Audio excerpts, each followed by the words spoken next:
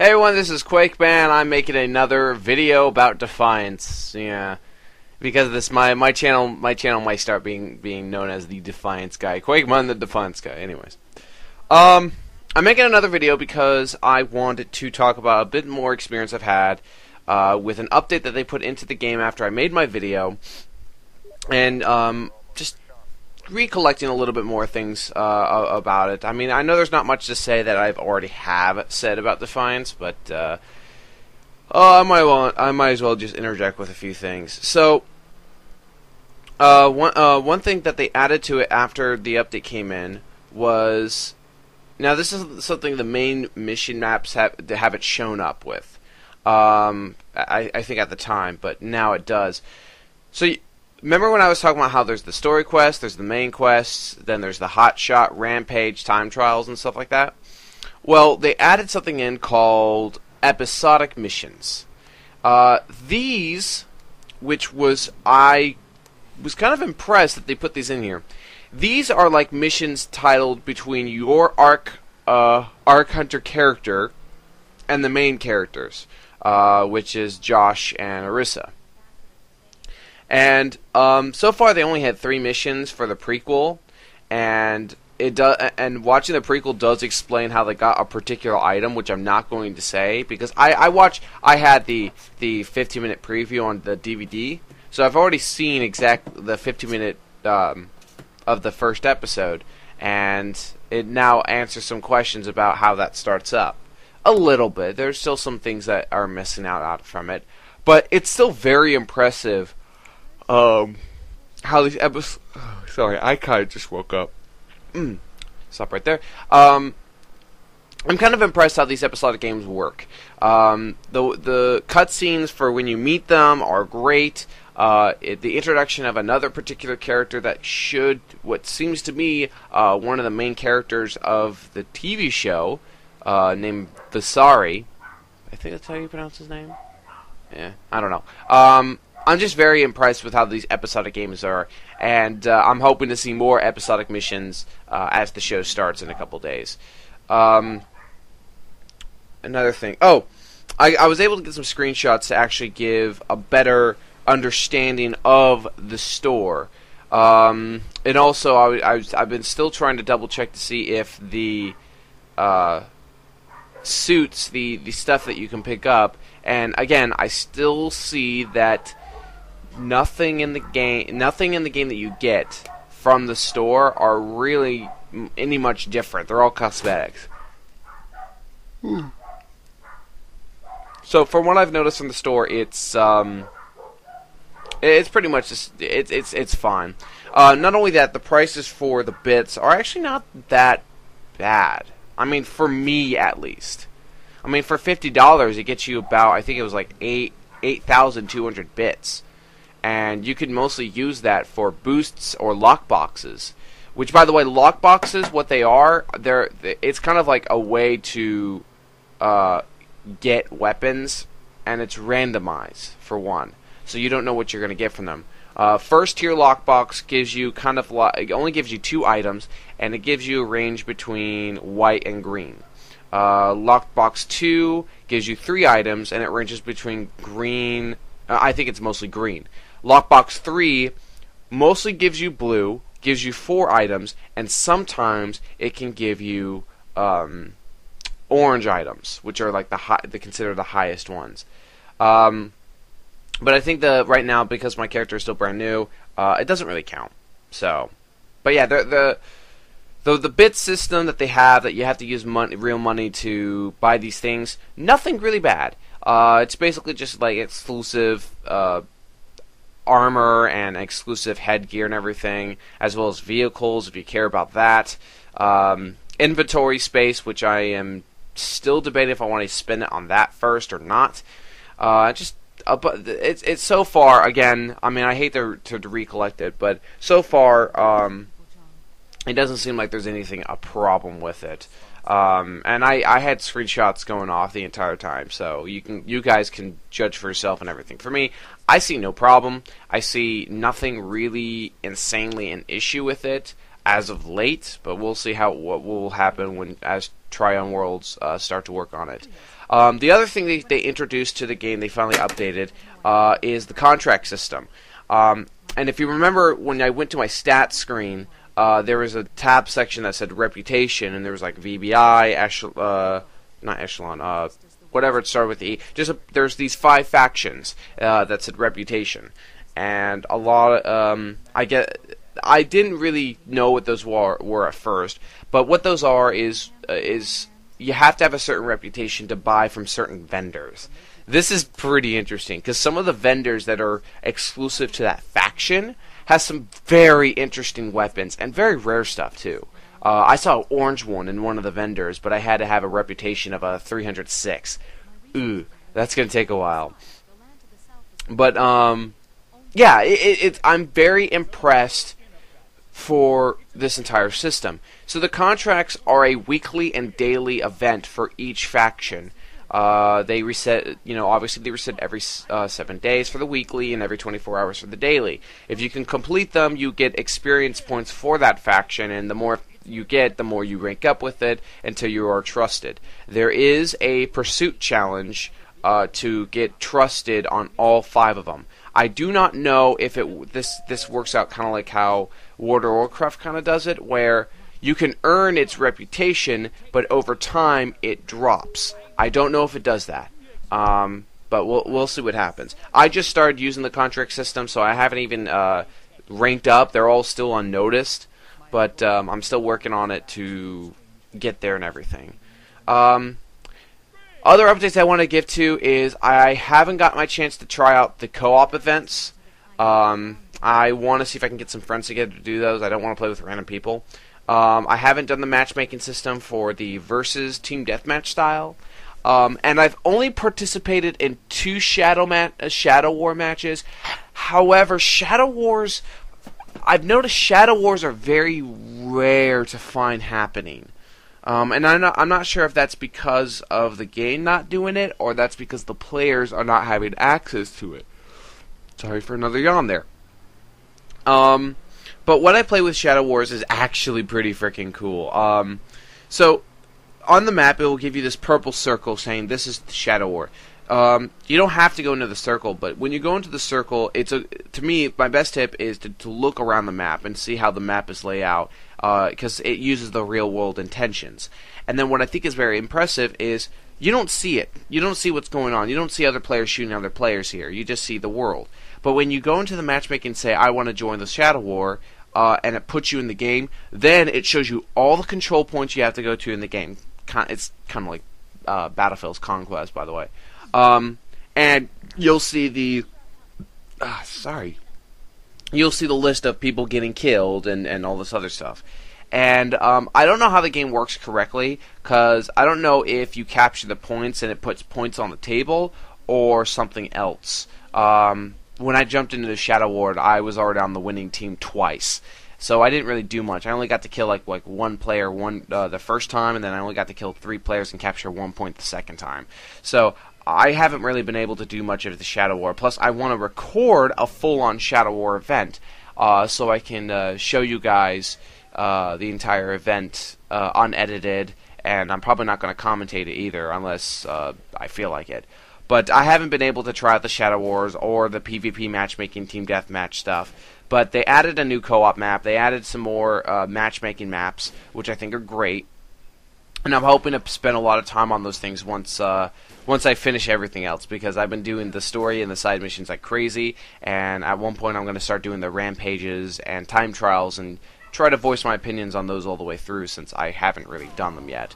But so far, I'm still very happy with how Defiance is becoming, and I'm very happy for Tryon Worlds to work their very best to fix these crashes that they've been having on all over the place. The PC sometimes gets it, Xbox has been having it, all this other stuff. So, I think that's all I really need to say for that. The next thing I want to talk about, the next part of this video, which is why it's probably going to go on for like 20-30 minutes, is next week on Monday or Tuesday, April 15th or 16th, the day the TV show comes out. They are going to be applying a very, very big patch. And for a lot of people who do watch my videos for Defiance, even though I just started doing them, this is going to be a big patch, so this may be another one of those issues that happened on Tuesday where it was like, regardless of your internet speed, you are only getting about 0.10 megabytes a second. And it said it would take like 13 or 15 hours to finish the download or something like that. They may have fixed the patcher situation to make this not do this. We'll see what happens. But I have the patch notes right here. I'm only going to read the main stuff. I'm not going to read the bug fixes. There's so much here on the bug fixes. I don't really feel like talking about it. But I'll leave a link in the description so you guys can see it. Now again, I think this is a patch that's going to be applied on Monday. I've been double checking as much as I can, and it seems like this is a patch that's coming in on Monday. That's all I know. But yeah, so this is the patch. It's going to be Defiance patch 1.010. General, improves server and client stability. Main missions are now replayable after completion of the last mission. Extraction timer upped from 30 to 90 seconds to allow more time for fellow players to revive you. Optimize objectives throughout the world to minimize pop-up and improve overall performance. Area voice chat has been improved and is now on by default. Voice and check channels can now be muted independently. Text chat now displays for longer and no longer hides when sprinting or boosting. Missions. General polish and bug fixes for all missions and side missions.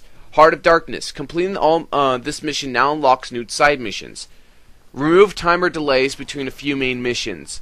Updated several side missions to ensure that there would not be void of enemies. Bonona Smelting, North Point Mine, Alamo, Happy Vow Farms, and Kingship Plaza now increase rewards. Challenges and races. Hotshot, Dam Defense. Adjust rocket launcher damage. Hotshot Reservoir Chickens. Adjust chicken respawn rate to make more scoring and made scoring points tweaks. Sorry. Sharpshooting Savior and Hamburger Hill Challenges have had their scoring tweaked. Rescore Rampage, Minigun Mayhem, Bronze 200,000, Silver 400,000, Gold 600,000. Emergencies. Added new emergency types throughout the Bay Area. General policy for all emergencies. Tuned emergency sockets in Marin. Arc Falls. There's a Bioman minigunner in the final wave of the Mutant Mayhem Arcfall, only accessible on the hard wave. Updated wave progression for the 99ers Miners Destroyed Arcfall. Adjust Arcfall difficulty scaling. Minor Arcfalls will not respawn after 30 minutes. Progenitor amateurs will now destroy vehicles. NPCs. Updated Dark Matter Enforcer's Cloak spawn animation. Added mutants to Serenity Academy after Kurth and Kinship has been completed. Hellbug Skittlings are now a little more aggressive and deal a little more damage. Alamo Park in San Fran has now been occupied by dark matter when player is not on the area-specific mission. Downtown San Francisco enemies have been updated. Added disguised dark matter allies to the dark matter base. Friendly scrappers now have blue lasers instead of red. Elite Mad Matok shields have been lowered from 5,400 to 4,500. Lowered health on dark matter snipers. Tune Piercer Boss and Liberate at the Loss. Mutant Grenadiers into the depth into the new elite. Crashing a vehicle into a monarch will cause the vehicle to blow up. Improve bulldozer attack for various NPCs. Competitive multiplayer. Observatory and Waterfront updated and moved a few ammo caches. All capture points and hull matches in both Shadowborn and Battlegrounds now last for 20 minutes instead of 15. Updates scoring for capture and hold matches. Improved matchmaking for multiplayer. Co-op and solo maps. General polish and bug fixes for all co-op and solo maps. Updated timing for several interact tables. I'm sorry, messing up the word. Updated fence collision and scrapworks in Angel's Island. Ammo caches found in boss rooms have been updated visuals. Time goals for certain co-op map pursuits have been updated. Scrapworks added dark matter force fields. Players can no longer use vehicles to combat the mini-boss in Explosion 101. Reorganize queue members so that co-op maps are listed in the right order. Improve matchmaking for co-op maps. Players that enter co-op maps now get put where the leader is. Fix quick match so players don't get put in matches they aren't eligible for. Co-op map prerequisites now appear in the queue menu. Weapons. Lower damage output in sawed-off shotguns. General tuning to improve LMGs. The rate of fire and mag sight change have been made for rocket launchers. Cluster launchers have now their damage lowered. Anti-vehicle launchers now does appropriate damage to humanoids and a bonus to damage versus vehicles. Updated bloom for VBI LMGs. Added cooldown to prevent elemental effects from constantly applying to the player. Tuned to lock-on rocket launchers. FRC LMGs now have a lower rate of fire than other LMGs. Lower the damage and crit multiplier on the North Star flare pistol. Injectors have now their homing range decreased. All infectors have the same reticle and will not change size when moving, crouching, or aiming. Infector bug speed has been slightly decreased. Infector bug damage has been decreased. Pistols have their ammo pools increased in competitive multiplayer. Legendary detonators no longer have a 6 mag rarity bonus. Reduced auto lobbers rate of fire. Reduced damage to crash boomers, rebounder lobbers, and auto lobbers. Grenades. Increased spread damage for incendiary grenades. Loot and ammo. Added and updated ammo caches throughout the world. Tune about the ammo that drops from NPCs. Increased chances of NPCs dropping a weapon. Ammo crates have been added near the vendors at Point Bonita, Bug and Chug, and Coit Tower locations. Weapon mods. Remove magazine side mods for rocket launchers. Vehicles. Shields for rollers have been reduced. Vendors. Hidden vendors now appear as people instead of vendors' trucks. Titles are now available at faction vendors. Ego abilities and perks. Updated placement of a few perks on the ego grid. Thick Skin perk now has a 15 seconds cooldown. Pursuit and contracts. Updated the order which pursuits are listed. Contracts now will display the amount of time left until the contract expires, even after the contract has been completed. Updated outfit rewards for Living to Kill 5 and in the Inner Circle 2 pursuits. Cinematics. General polish for all cinematics. Audio. Updated music for co-op and solo maps. Updated music combat music timing. Made some adjustments to when and how combat music comes in. Added spawn and despawn audio to the dark matter dropships. Added taunt audio to the elemental blitzers. User interface. Added pop-up text after completing the last mission notifying the missions can be played again. Previewing headgear in the load-up menu will now zoom in on the character's head. You can create CS petitions in the game now. Added Defiance store options to the quick menu.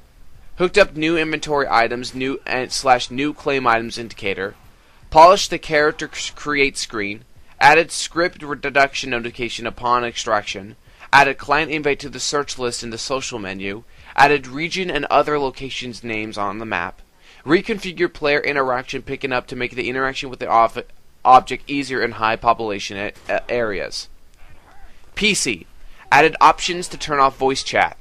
Fixed not being able to select some options in character create with a controller. Remove some non-functional social buttons from the patcher. Fixed arc fall end screens only being scrollable with arrow keys. Xbox 360. Fixed Varia Connect bugs. Fixed some voice chat issues. Last online for friends now appears correctly. Optimize audio. Fixed a bug that could cause player to fall through the world while using a vehicle. PS3. Fixed a bug that caused friends to invite to be delayed. Fixed a bug that caused friends logout notification to be delayed. Fixed some voice chat issues. Last online for friends now appear correctly. Optimize audio. Fixed an issue that prevents some characters from being entered on the keypad. Now again, I don't know if these patch is already applied, or if this is going to be applied next week. That's all I got to say. If you don't really want to hear my voice about this whole thing, you can just read the whole entire thing description, as well as reading the bug fixes that they put into each of the options. Other than that, I am very happy for them putting a lot of time into trying to fix Defiance the best they can. The only issues I see that they need to fix for next time patches, since this is already being rolled out, so they're not going to add anything else until the next one.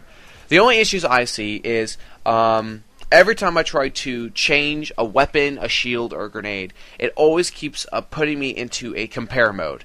And I don't understand why it does that. Not only does it do that, but it won't let me see the other weapons when it's in compare mode, and I have to just kind of guess where I'm trying to compare.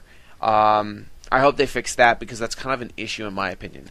The other one is the loadout issues. I don't know why this is a problem in my opinion, but they should add an option to unequip loadouts, because there's issues where if a particular weapon is in another loadout, like if I'm using the first loadout and one of my sniper rifles that I want to get rid of happens to be in my other loadout, I can't salvage it, I can't add mods to it, and I can't do much else with it. I can't even sell it because it disappears in my inventory list, and it feels like it's just wasting space.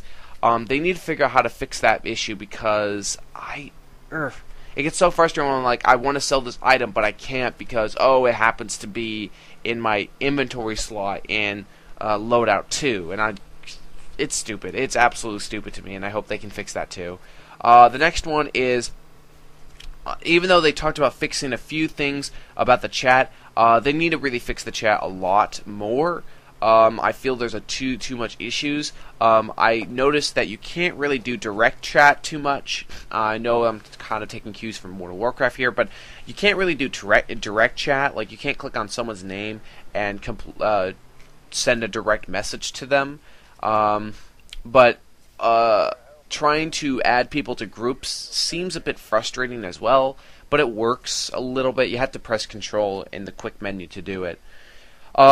There's a few things, like I said, there's a few things they need to add to the social issues to it that'll make things better. So far, to me, I've had no problem with it. I've met a few people that are very nice, very interesting. So that's it. Very long video, I know, but it's just two things I want to talk about. One, just more experience, and two, the bug stuff and everything. Thank you so much if you listen to all of this. Sorry for me yawning too much, and I'm sorry for me having issues with certain words during the passage. But the description, in the description will be for the patch. Go ahead and look at it, and I hope you guys have a great and fantastic game. And anyone who still is trying to pick up, that will be great. I'm just so happy this game is thriving so much as it is, because I love this game so freaking much, very much so.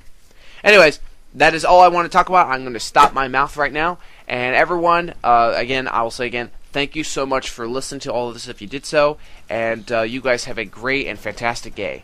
Take care, everyone.